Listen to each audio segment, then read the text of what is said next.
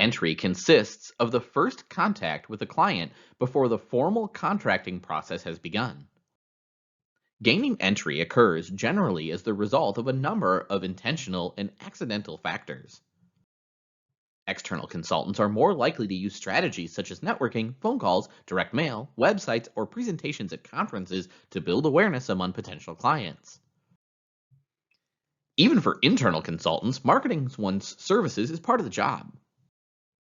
Internal OD practitioners should give presentations, lead lunchtime discussions, create marketing materials, and take all opportunities to give examples to internal audiences of how an OD engagement can add value and provide results. The entry process is the first stage in the consultants becoming connected to the social environment of the organization, including building relationships with organizational members. A good entry process will thus entail the consultant listening carefully to the client, showing good faith and expressing care and concern for the client's request. It's the first impression that a potential client has of a consulting relationship. It's during the entry stage that the consultant has the first hints about the type of project being requested.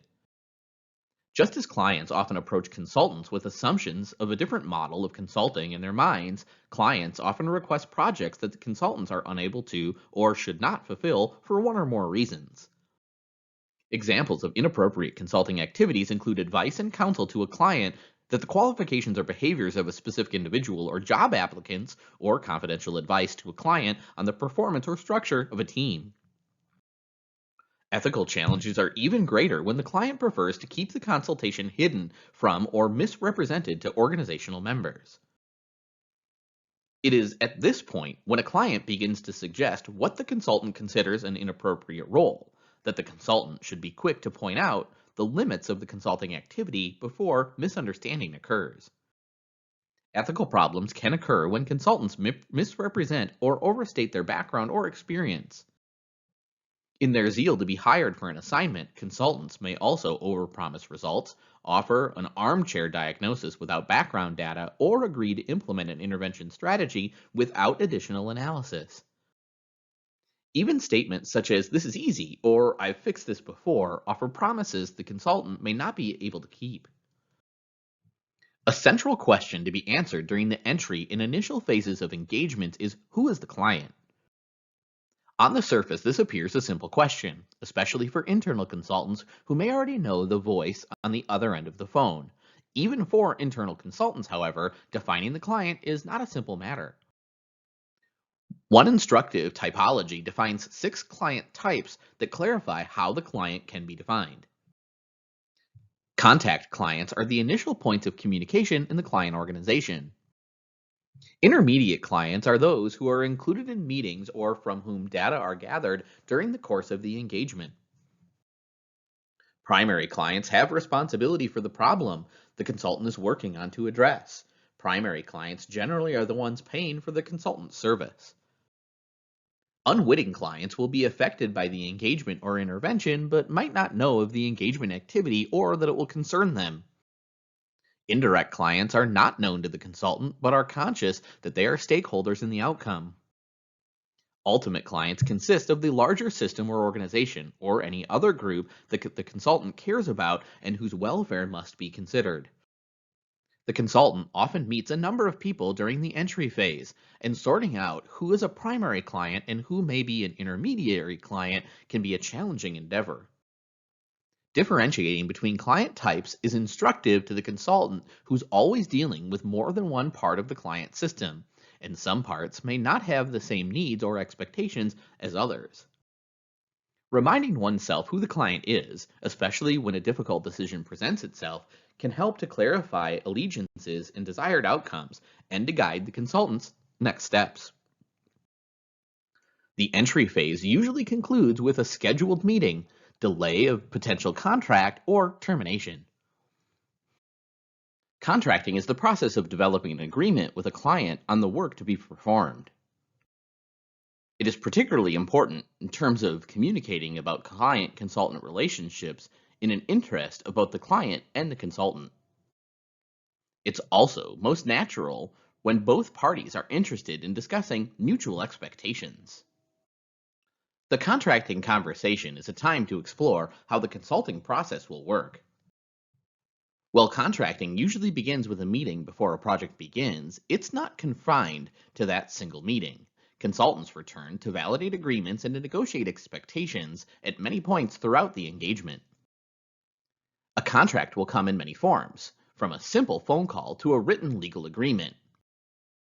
Many internal consultants don't feel that contracts are necessary. However, most clients appreciate an explanation of the consultant's process and a statement of what must be done to make an engagement a success. By not setting expectations in advance, the consultant gives the impression of compliance with the client's framing of the issues, definition of the process, and tactic assumptions about roles. The formal contract consists of topics such as the agreed upon time span of the relationship, steps in the consulting process, and payment to be made to the consultant. The second part of the contract is psychological and not even to be documented. The psychological contract for the consulting relationship is just as important as the formal contract. It is an explicit agreement about the consulting relationship. Contracting has a number of purposes. To further explore a problem. To clarify the client's goals and objectives for the request. To allow the client to get to know the consultant to get to know the client and the organization, and for both parties to validate that the project is one that the consultant has knowledge and skills to accept. To understand the organization's commitment to change.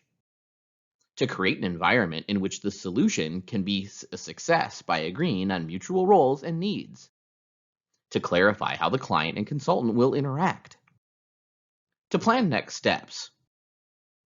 Contracts can be written as a formal letter, a document, or a memo accompanied by a letter, or simply an email.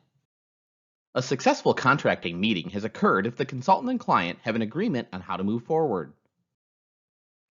Holding a contracting meeting can be a challenge with several pitfalls. However, consultants should do 3 things as they conduct a contracting meeting. Putting the client and the client's situation first means careful and active listening, as well as waiting until the right moment to speak.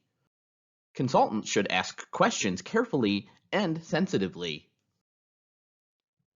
Consultants should not accept a role, activity, or framing that does not meet needs for successful engagement without being explicit about it. Regardless of what the practitioner chooses to do, this should be a conscious choice. Listening to the uncomfortable gut feeling a practitioner may have about the low likelihood of an engagement success is instructive. The practitioner can set up the engagement for success by negotiating these wants and turning it down if it's unlikely to succeed. A consultant is never finished with contracting. Each meeting with the client is an opportunity to evaluate progress, retain previously discussed roles and processes, or change them based on past experience or anticipated needs. Recontracting in this sense is an implicit evaluation and recognition that occurs at each stage. In addition, recontracting can be done explicitly. For example, this might be necessary when new information is gathered or expands or narrows the scope of an agreement. Recontracting follows a process similar to the original contracting session. The consultant and client should schedule a formal meeting to review the original agreement and agree on changes. There are at least 3 ethical dilemmas that a consultant must navigate during the entry and contracting stages.